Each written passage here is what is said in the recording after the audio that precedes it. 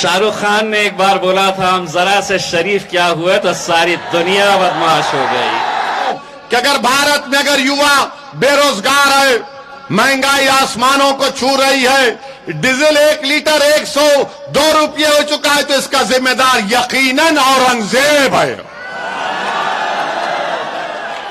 मोदी नहीं है। बच्चों के पास नौकरी नहीं है, बादशाह अकबर जिम्मेदार है। पेट्रोल 104 रुपये हो चुका है, 115 रुपये हो चुका है, इसका जिम्मेदार ताजमहल बनाने वाला है। अगर वो ताजमहल नहीं बनाता तो आज पेट्रोल 40 रुपये में मिलता। बिल्कुल सही है, मैं मानता हूं देश के प्रधानमंत्री, गलती की इसने ताजमहल बनाया, गलती की इसने लाल किला बनाया, नहीं बनाना था। वो पैसे बचा कर रखना था कि 2014 में मोदी जी आएंगे, उनको पेश कर दो।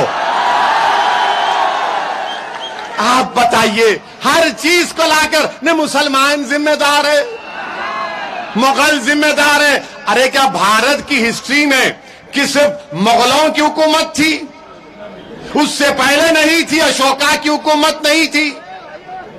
कि चंद्रगुप्त मौर्य की सरकार हुकूमत नहीं थी? कई कई सरकारें थी, मगर बीजेपी की आंखों में सिर्फ मुगल दिखता है। एक आंख में मुगल, दूसरी आंख में पाकिस्तान।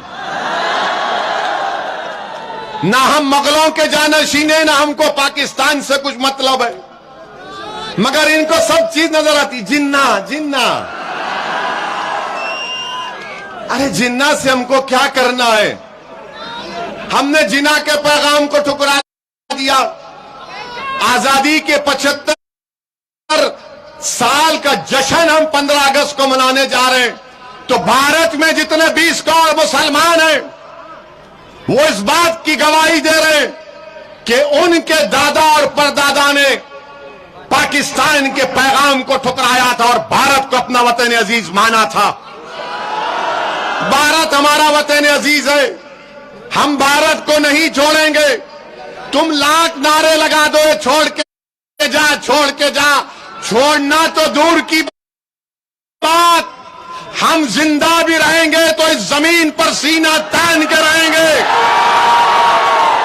और मरेंगे भी अल्लाह के हुक्म से, तो हमारी चेहरों पर मुस्कुराहट होगी और इस जमीन के अंदर हम जाएंगे इंशाअल्लाह ताला। तो मेरे अजीज दोस्तों और बुजुर्गों, ये मसाइल हैं, इस मसाइल के खिलाफ आपको आवाज उठाना।